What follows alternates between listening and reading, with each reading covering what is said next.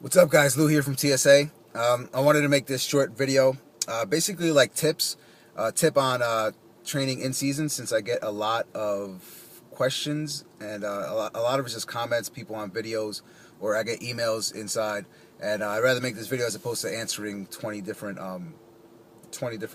directions.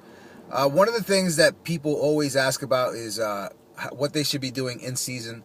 And here in New York, we're about halfway through our sports and winter sports, such as wrestling, basketball, swimming. I'm trying to think of other ones.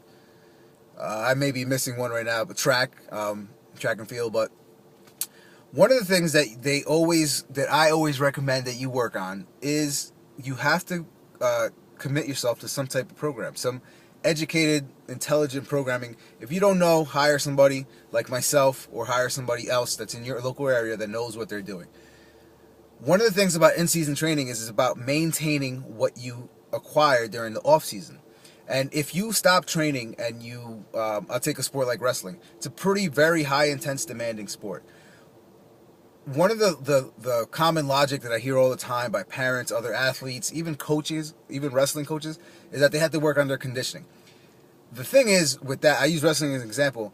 They have 2-hour, 2.5-hour practices.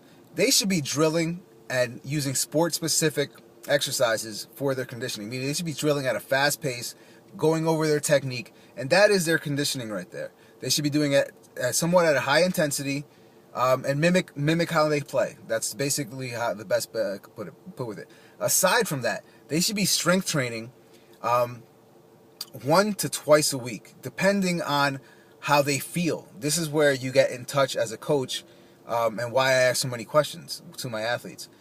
Some of the best athletes, most successful athletes I've always trained, have always trained all year round. The key is that during the off season, they train with me 3-4 times a week. And basically, we're working on building. And during the in season, it's twice a week tops, and it's only what they need. What they need is strength work, and basic strength work. I'm talking about basic barbell exercises and basic body weight stuff. I'm talking about obviously pressing, obviously deadlifting, squatting, and pretty much working on explosive lifts also. But depending on the level athlete, you work with dumbbells, kettlebells, what have you. And the body weight exercises, obviously, you want to work that, and also because most sports are played with only body weight, and you want to work on that with muscular endurance. So the best advice and best tip I could give you is, if you don't know, go hire somebody. Don't always believe what you read on the internet, because it's not always the most factual stuff that's out there.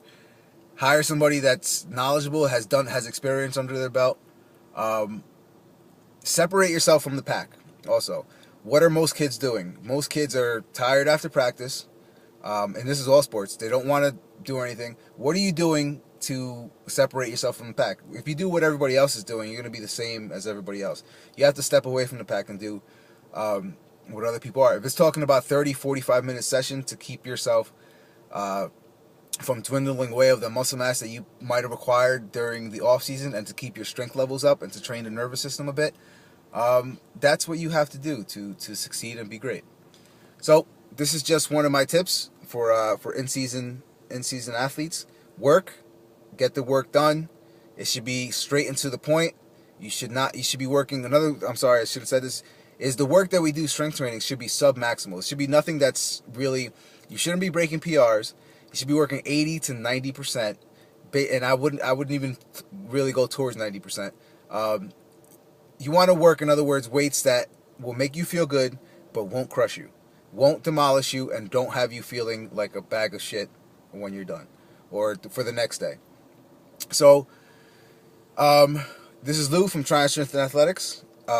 Also, the TriumphStrengthProject.com. If you haven't already, head over to the blog, sign up. I have a newsletter that goes out regularly, and I give a bunch of tips and stuff for the guys at the gym themselves. They see this all the time.